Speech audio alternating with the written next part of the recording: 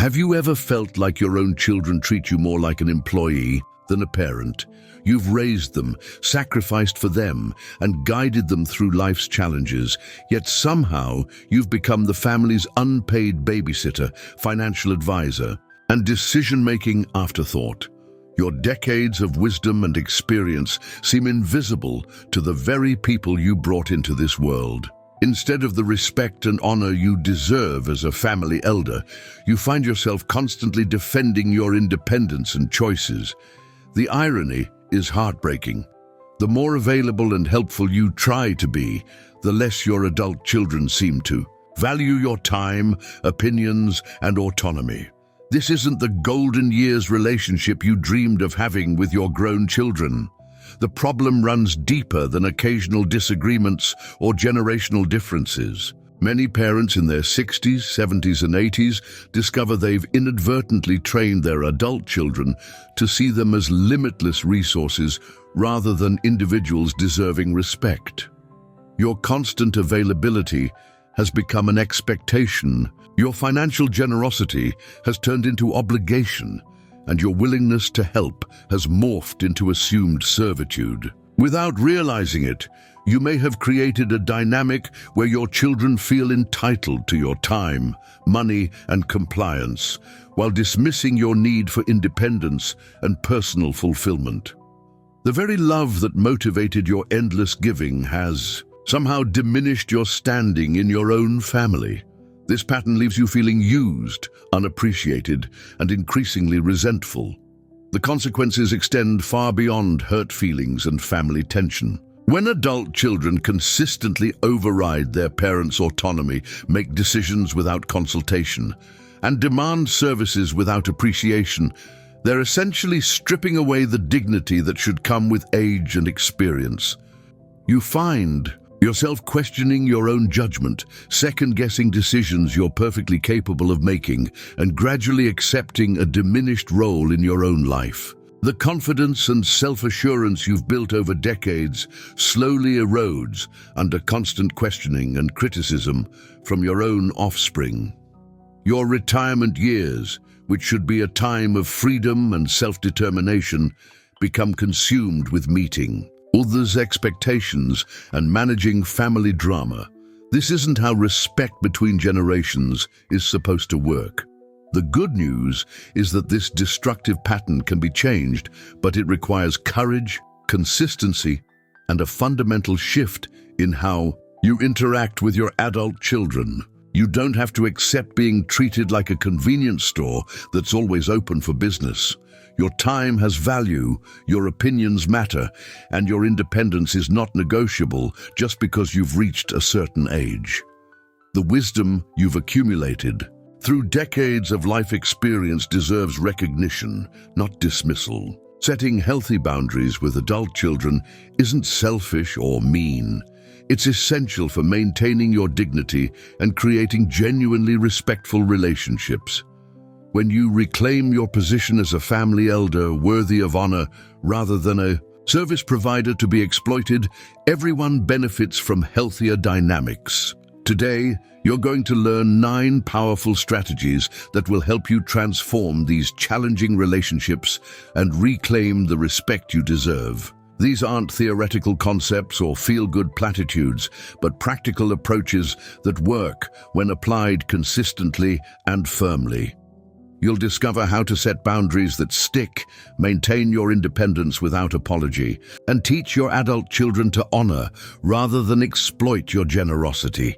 If you're ready to stop being taken for granted and start being truly appreciated, hit that like button and subscribe for more wisdom on navigating life's later chapters. With dignity and purpose, let me share a story that shows exactly what I mean.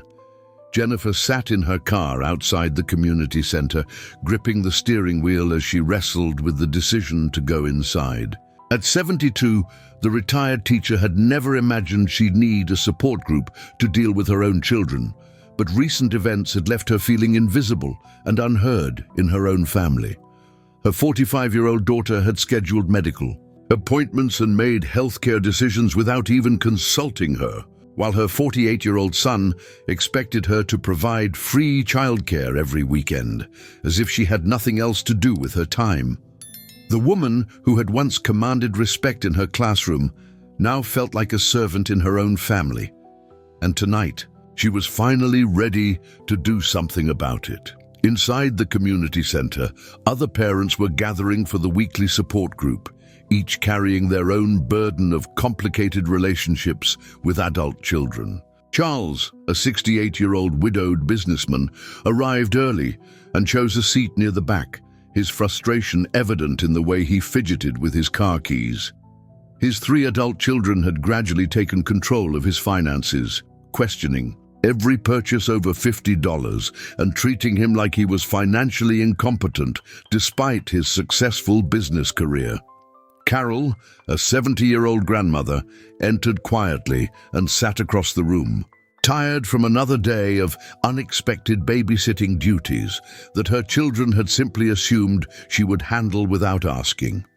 The geriatric counselor, a woman in her early 60s with kind eyes and a gentle but firm demeanor, welcomed the group as people settled into the circle of chairs. "Tonight, we're going to explore something that many of you have been struggling with," she began, her voice carrying the authority of someone who had helped countless families navigate these difficult waters. "We're going to talk about how to reclaim your position as respected family elders instead of being treated like employees or service providers." Jennifer felt her shoulders relax slightly, realizing she wasn't alone in feeling diminished by her own children's behavior. "Let's start with introductions," the counselor suggested, "and I'd like each of you to share one specific way your adult children have made you feel less valued or respected lately." Charles cleared his throat and spoke first, his voice tinged with both anger and sadness as he described how his children monitored his bank statements and questioned his every financial decision. Carol nodded in recognition as she shared how her children dropped off grandchildren without notice, assuming she had nothing better to do with her retirement. When Jennifer's turn came, she found herself describing the healthcare incident that had finally driven her to seek help, her voice growing stronger as she realized how wrong it had been for her daughter to make medical decisions without her input. As each parent shared their story, a pattern emerged that the counselor had seen countless times before. These weren't isolated incidents of disrespect, but systematic erosion of parental authority and dignity that had developed over years of well-meaning but misguided interactions. The counselor listened carefully, taking notes and nodding with understanding before explaining that what they were experiencing was far more common than they might think, and definitely something that could be addressed with the right strategies and commitment to change. The counselor leaned forward in her chair and addressed the group with the kind of confidence that comes from years of helping families navigate these challenging dynamics. "What you're all experiencing is the result of patterns that developed gradually. Over time," she explained, her voice carrying both empathy and authority. "Your children didn't wake up one day and decide to disrespect you. Instead, through your own well-meaning actions, you've inadvertently taught them that your time, opinions, and independence don't require the same consideration they would give to anyone else in their lives." She paused to let this sink in before continuing. "The good news is that these patterns can be changed, but it requires you to fundamentally shift how you interact with your adult children. Tonight, we're going to explore 9 specific strategies that will help you reclaim the respect and dignity you deserve." Jennifer shifted in her seat, feeling a mixture of hope and apprehension as the counselor began outlining the first strategy. "The foundation of all healthy relationships between parents and adult children is maintaining your independence and refusing unwanted help," the counselor stated firmly. "This doesn't mean you can never accept assistance, but it means you get to decide when, how, and what kind of help you want." She looked directly at Jennifer as she continued. "When your children automatically assume you need help with grocery shopping doctor appointments, or managing your finances. They're essentially telling you that they don't trust your judgment or capabilities. By accepting this unwanted help without protest, you're confirming their assumption that you're no longer competent to handle your own affairs. Charles nodded vigorously as the counselor spoke, recognizing his own situation in her words. "I built a successful business from nothing," he said, his voice growing stronger with each word. "I managed million-dollar budgets and made decisions that affected hundreds of employees, but somehow my children think I can't be trusted to buy groceries or manage my own checkbook without their supervision." The counselor smiled at his insight. "Exactly, Charles. Your children's concern has become controlling interference because you've allowed it to continue unchallenged. Every time you accept help you don't want or need, you're reinforcing their belief that you're declining and incompetent. The strategy here is learning to say no firmly and consistently when your adult children offer unwanted assistance. This doesn't mean being rude or ungrateful, but it does mean being clear about your boundaries and capabilities. When your daughter insists on coming with you to doctor appointments, you can say, "I appreciate your concern, but I'm perfectly capable of handling my medical appointments alone. I'll call you afterward if I want to discuss anything." When your son questions your ability to drive to the store, you respond with, "I've been driving safely for over 50 years, and I'll let you know if that changes." The key is to address these assumptions immediately, rather than letting them build into a pattern of learned helplessness. Jennifer found herself thinking about all the times she had accepted her daughter's help simply to avoid conflict, even when she didn't want or need it. "I think I've been so grateful that my children want to be involved in my life that I forgot I have the right to set limits on that involvement," she admitted to the group. The counselor nodded approvingly. "That's a crucial insight, Jennifer. Your children's desire to help can be loving and genuine, but when it becomes controlling or dismissive of your autonomy, it stops being helpful and starts being harmful to your relationship and your self-esteem." The second strategy emerged as Carol began sharing her frustrations about her children's expectations regarding babysitting and family obligations. "They act like my retirement means I'm available 24 hours a day for whatever they need," she said, her voice filled with exhaustion. "If I dare to make plans with friends or want to take a vacation, they make me feel guilty for not being available for the grandchildren." The counselor recognized this pattern immediately and addressed the entire group. Establishing clear boundaries around your time and services is essential for maintaining healthy relationships with adult children. When you make yourself constantly available, you're teaching them that your time has no value and that their needs always take priority over yours. This strategy requires you to understand that unlimited availability creates entitled expectations in your adult children. When you drop everything every time they call, cancel your plans to accommodate their needs, and sacrifice your personal interests for their convenience, you're sending a clear message that your life and priorities don't matter. The counselor explained to Carol that her children's expectation of free, unlimited babysitting services wasn't born from malice, but from years of her saying yes to every request, without setting any boundaries or limitations. The practical application of this strategy involves setting specific limits on when and how you're available to help. Instead of being the default babysitter whenever your children have plans, you can say, "I'm happy to watch the grandchildren one weekend per month, but I need advance notice, and I expect you to respect my schedule just as I respect yours." When your children expect you to host every family gathering and holiday, you can respond with, "I love having the family together, but I won't be hosting every event anymore. Let's rotate hosting duties among the family." This isn't about being unloving or unhelpful. It's about teaching your children to value your time and energy the same way they value their own. Charles found himself relating to Carol's situation even though his challenges were different. My children expect me to be available for every emergency, he shared with the group. Last month, my daughter called me at 10 o'clock at night because her garbage disposal wasn't working, and she was upset when I suggested she call a plumber in the morning instead of driving over to fix it immediately. The counselor used his example to illustrate how children often blur the line between genuine emergencies and mere inconveniences. When you respond to every request as if it's urgent, you train your children to treat all their problems as your emergencies. Part of setting boundaries is helping them distinguish between real emergencies and situations they can handle themselves or with professional help.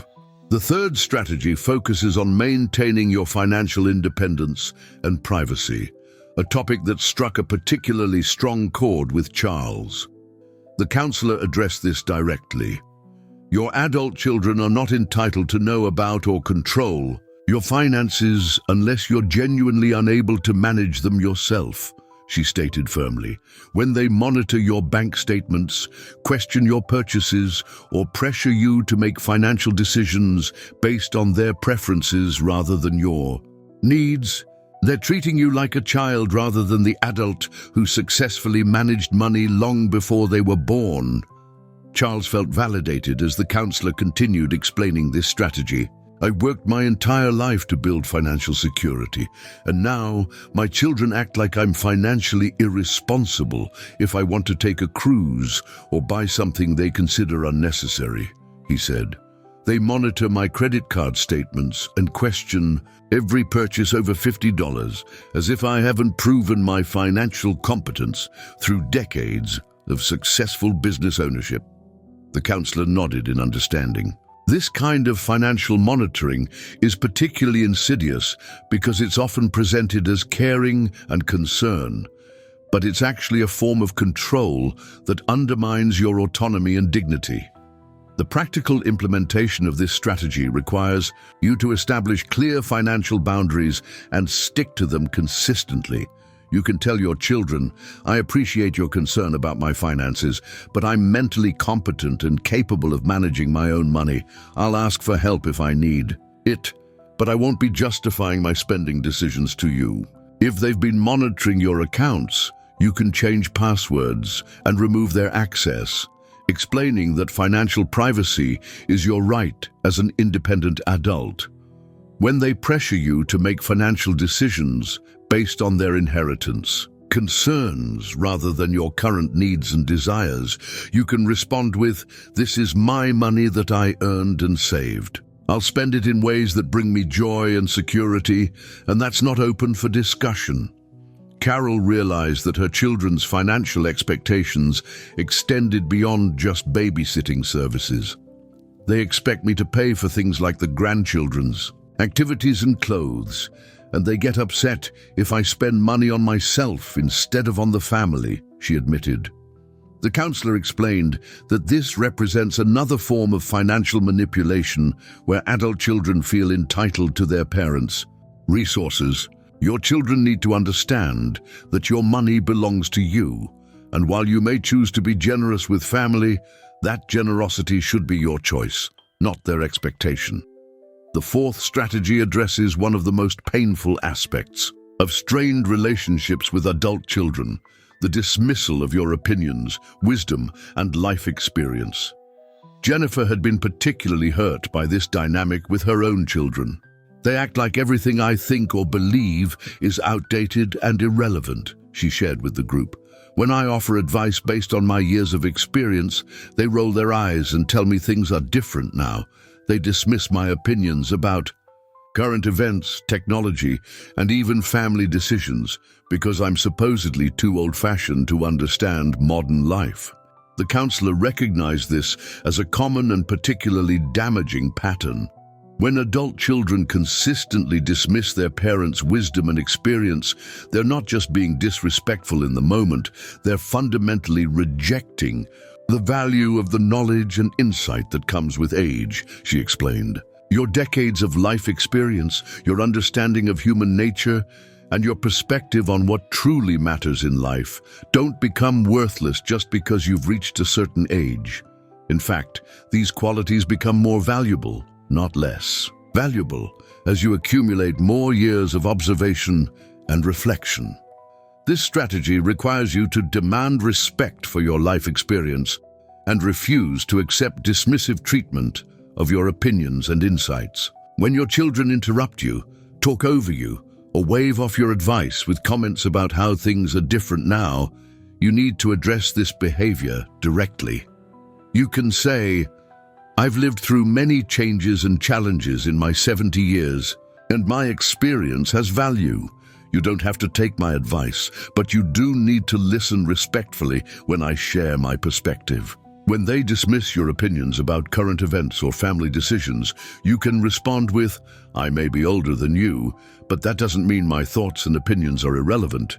I expect the same respect for my viewpoints that you'd give to anyone else."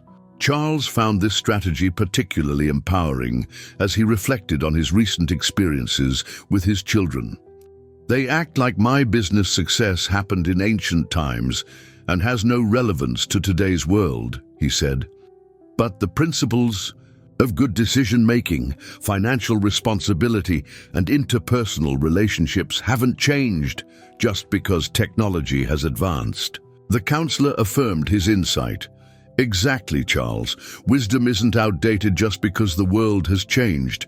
In fact, your ability to see patterns, understand consequences, and recognize what truly matters often becomes sharper with age and experience." The implementation of this strategy also involves choosing your battles wisely and focusing on the areas where your wisdom and experience are most relevant and valuable.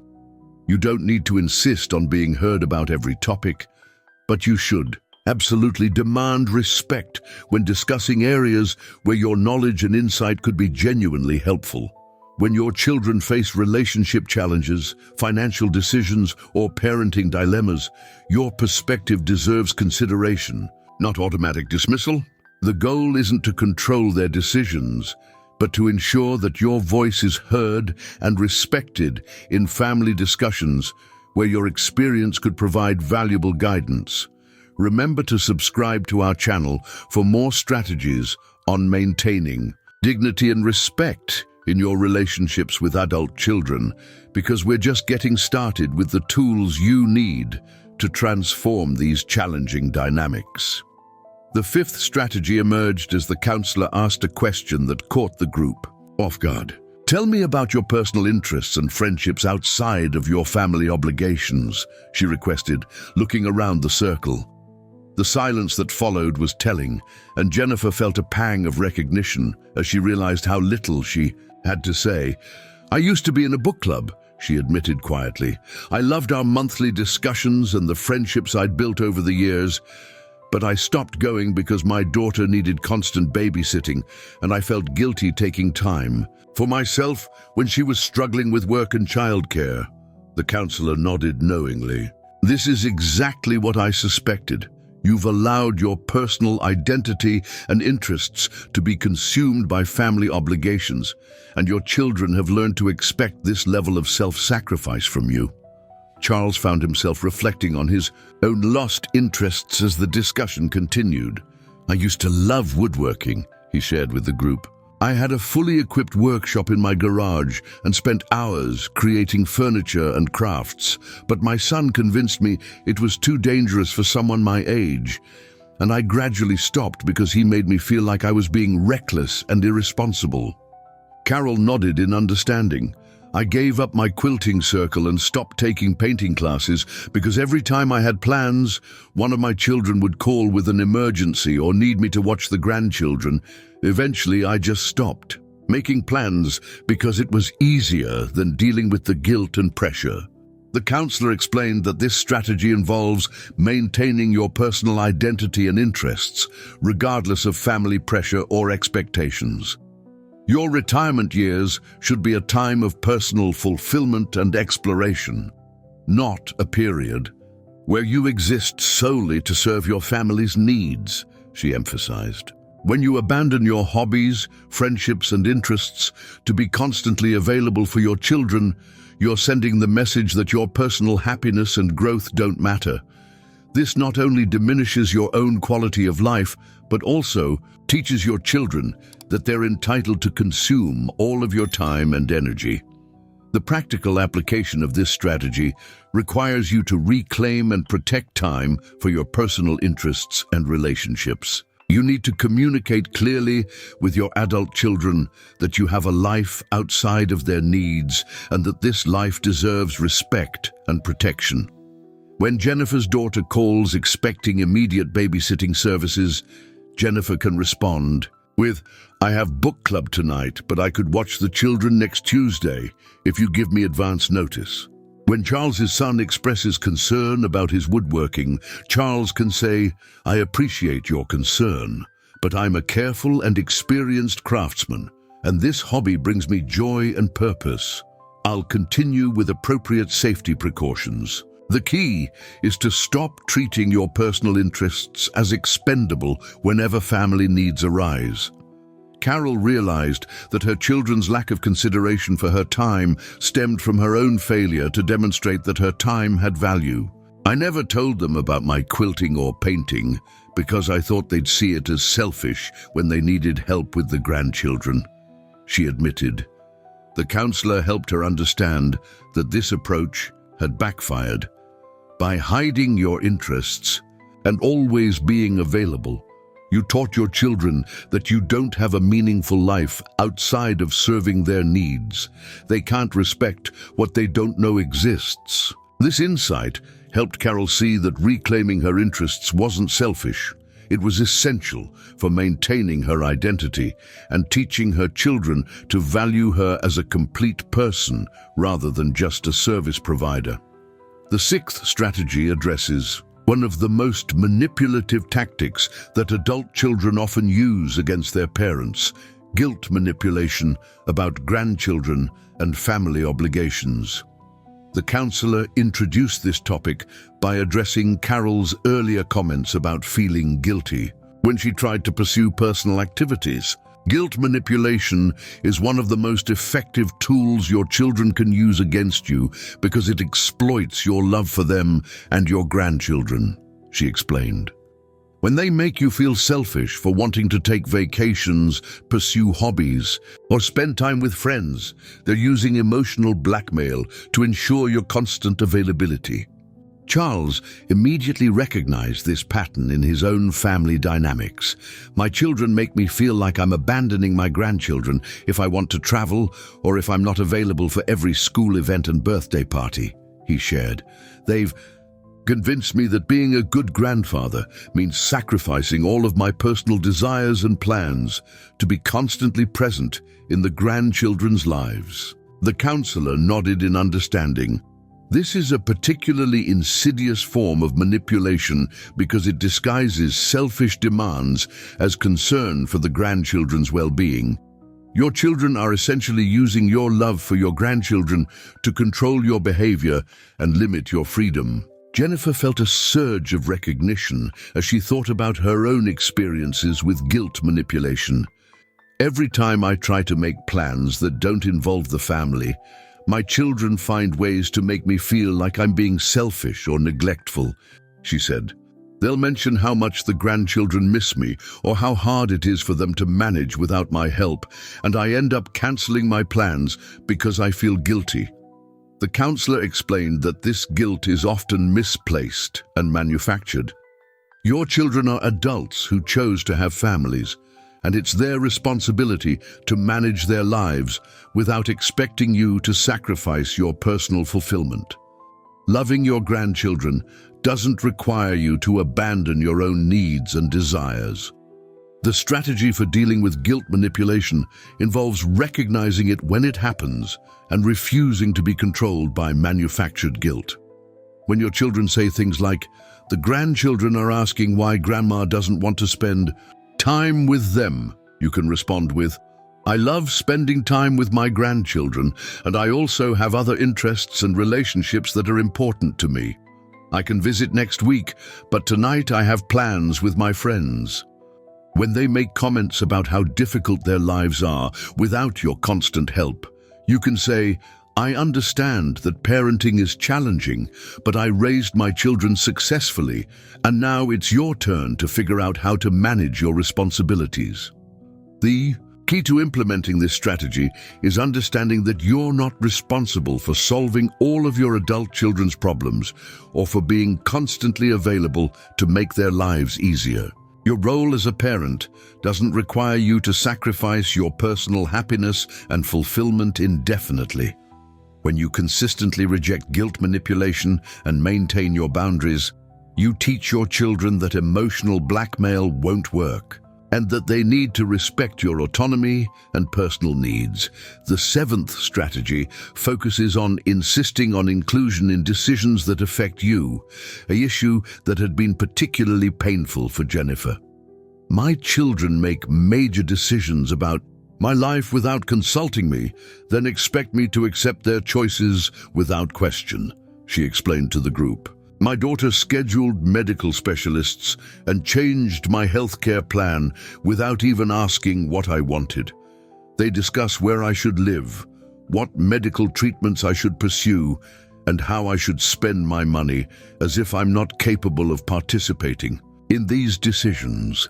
The counselor recognized this as a common pattern that strips aging parents of their dignity and autonomy. The counselor explained that this strategy is about maintaining your voice in decisions that affect your life, regardless of your children's good intentions. When your adult children exclude you from family decisions while expecting you to accept their choices without question, they're treating you like a child rather than the family elder who deserves respect and consideration, she stated firmly. Whether the decisions involve your healthcare, living situation, finances, or family relationships, you have the right to be included in discussions and to have your preferences seriously considered. Charles found this strategy particularly relevant to his situation with his children's control over his finances. They make decisions about my investments and spending without consulting me, then present me with their conclusions as if I should be grateful for their management, he said. They've essentially cut me out of decisions about my own money and life. The counselor helped him understand that this exclusion was a form of disrespect that he didn't have to accept. Your children may believe they're protecting you or acting in your best interests, but excluding you from decisions about your own life is paternalistic and demeaning. The practical implementation of this strategy requires you to assert your right to participate in all decisions that affect you. When your children schedule appointments or make plans on your behalf without consulting you, you can say, "I appreciate your concern, but I need to be involved in decisions about my health care. Please cancel that appointment and let's discuss what I want to do." When they make financial decisions without your input, you can respond with, "These are my finances, and any decisions about my money need to include my input and approval. I won't accept being excluded from decisions about my own assets." Carol realized that she had been similarly excluded from decisions about her grandchildren's care and activities during the times when she was babysitting. My children leave detailed instructions about everything from snacks to screen time, but they never ask for my input about what I think would be best for the children, she observed. The counselor explained that this represented another form of exclusion that diminished Carol's role from respected grandmother to mere babysitter. When you're caring for your grandchildren, your experience and wisdom as a parent should be valued, not dismissed. You should have some input into decisions about their care, especially when you're the one providing that care. The eighth strategy addresses financial manipulation and pressure, an issue that both Charles and Jennifer had experienced in different ways. The counselor introduced this topic by distinguishing between genuine generosity and emotional blackmail. There's a significant difference between choosing to be generous with your adult children and being pressured or manipulated into financial decisions that you can't afford or don't want to make, she explained. When your children pressure you to change your will, give early inheritance gifts, or make financial contributions based on guilt or threats. They're crossing the line from grateful recipients to financial manipulators. Charles immediately connected with this strategy as he reflected on his recent experiences.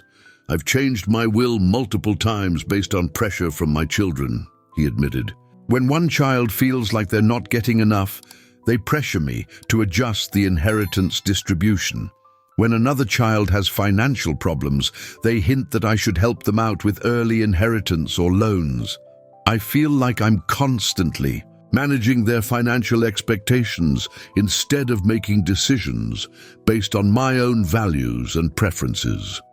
The counselor validated his concerns. This kind of financial pressure transforms family relationships into transactions, where your children's behavior toward you depends on their financial expectations rather than genuine love and respect.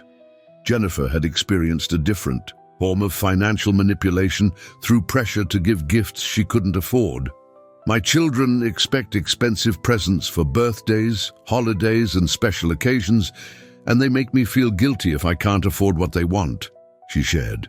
"They know I'm on a fixed income, but they still have expectations that strain my budget. When I try to give more modest gifts or suggest alternatives, they act disappointed and make comments about how other grandparents are more generous."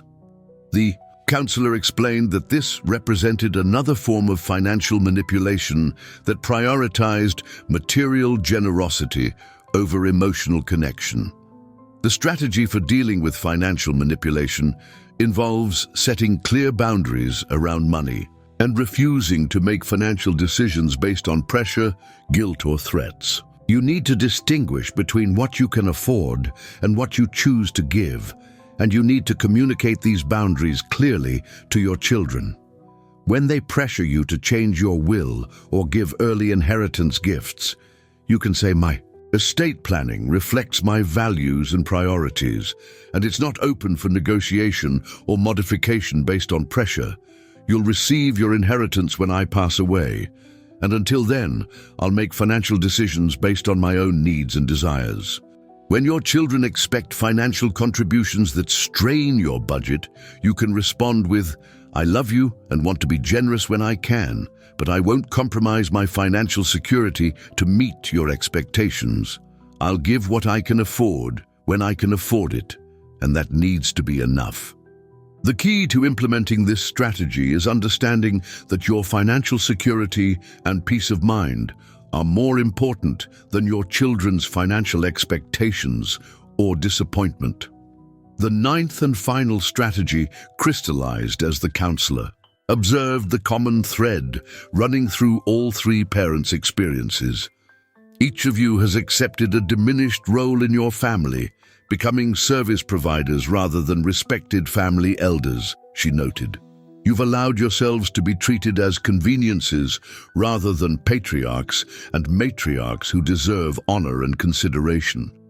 This final strategy is about reclaiming your position as family elders and insisting on the respect that should come with your age, experience, and sacrifices.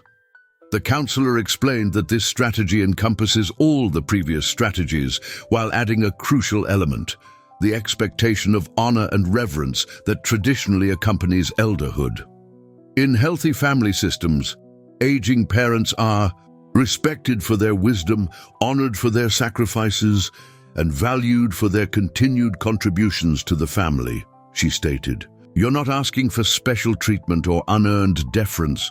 You're insisting on the respect that should naturally flow from your role as the family's foundation and source of wisdom. This final strategy requires you to fundamentally shift how you see yourself and how you present yourself to your adult children. Instead of apologizing for your needs, preferences, and boundaries, you need to own your position as the family elder who deserves consideration and respect. When your children question your decisions or treat you dismissively, you can say, "I've lived longer, experienced more and sacrificed greatly for this family. I expect my opinions and preferences to be treated with the respect that my position as your parent deserves. When they try to override your autonomy or exclude you from decisions, you can respond with, "I'm the elder of this family, and that comes with certain rights and privileges that I won't allow you to ignore or dismiss." If you found these insights helpful and want to see your relationships with your adult children transform, hit that like button to let me know these strategies resonate with you. As the support group session drew to a close, the transformation in the room was palpable. Jennifer sat straighter in her chair, her earlier uncertainty replaced by a quiet determination that hadn't been there when she first walked through the doors. The retired teacher who had felt invisible in her own family now understood that her constant availability had actually taught her children that she had no valuable personal life worth respecting. She looked around at Charles and Carol, seeing her own journey reflected in their faces as they too absorbed the evening's revelations about their diminished family standing. Charles was the first to commit to specific changes, his business background making him naturally inclined toward concrete action plans. "I'm going to remove my children's access to my bank accounts tomorrow," he announced to the group with conviction. "And I'm setting up my workshop again. If my son thinks woodworking is too dangerous for me, he can voice his concerns respectfully, but the decision is mine to make." The counselor smiled approvingly as Charles continued. "I realize now that my children's control over my finances isn't protection. It's disrespect disguised as concern, and I won't tolerate it anymore." Carol felt emboldened by Charles's resolve and shared her own plans for change. "I'm going to limit grandchildren visits to scheduled times that work for my schedule, not just whenever my children find it convenient," she declared. "And I'm rejoining my quilting circle next week, regardless of whether my children approve or need babysitting that day." Her voice grew stronger as she spoke. "I've spent too many years pretending I don't have interests and desires of my own. Children need to learn that I'm a complete person with my own life, not just a free childcare service." Jennifer felt inspired by both Charles and Carol as she formulated her own commitment to change. "I'm going to call my book club leader tomorrow and ask if I can rejoin the group," she said with growing confidence. "And I'm going to refuse last-minute babysitting requests from now on. If my daughter wants my help, she can ask respectfully and give me advance notice, just like she would with any paid babysitter." She paused, then added with a slight smile, "I'm also going to start making my own medical appointments and telling my daughter about them afterward, not asking for her permission or input unless I specifically want it." The counselor emphasized that reclaiming respect would require firmness and consistency from all three parents. "Your children won't immediately embrace these changes," she warned. "They've become accustomed to having unlimited access to your time, money, and compliance. When you start setting boundaries and demanding respect, they may initially respond with anger, guilt trips, or attempts to make you feel selfish." She looked each parent in the eye as she continued. "But if you remain consistent and refuse to back down, they'll eventually learn that the old patterns of taking advantage of your generosity are no longer acceptable." The session concluded with the three parents exchanging contact information and scheduling regular coffee meetings. They had found solidarity in their shared struggles and hope in the strategies for maintaining dignity and respect in their golden years. As they prepared to leave, each parent carried with them not just practical tools for change, but a renewed sense of their own worth and the recognition that demanding respect wasn't selfish, it was essential for healthy family relationships. Now it's time for you to reflect on your own relationships with your adult children. How many of these patterns do you recognize in your own family dynamics? Are you accepting treatment that diminishes your dignity and autonomy simply to avoid conflict or maintain peace? The 9 strategies we've explored tonight aren't just theories. They're practical tools that can transform your relationships when applied consistently and courageously. Ask yourself this important question. What specific changes are you going to implement starting tomorrow? Maybe it's resuming a hobby you abandoned for family obligations, or setting clear boundaries around your time and availability. Perhaps it's reclaiming control over your finances, or insisting on being included in decisions that affect your life. Whatever changes you choose to make, remember that you deserve respect, dignity, and the right to live your golden years on your own terms. The transformation won't happen overnight, and your adult children may resist these changes initially. But when you consistently demonstrate that you value yourself and expect others to do the same, you teach them how to treat you with the honor and consideration you deserve. Your age and experience aren't reasons for others to dismiss you. They're reasons for others to respect and value your wisdom. You have the power to reclaim your position as a respected family elder starting today. The question isn't whether you deserve better treatment. You absolutely do. The question is whether you're ready to do the work necessary to demand and maintain the respect that should be yours by right. If this message has inspired you to take action in your own life, please like this video and subscribe to our channel for more wisdom on navigating life's challenges with dignity and purpose.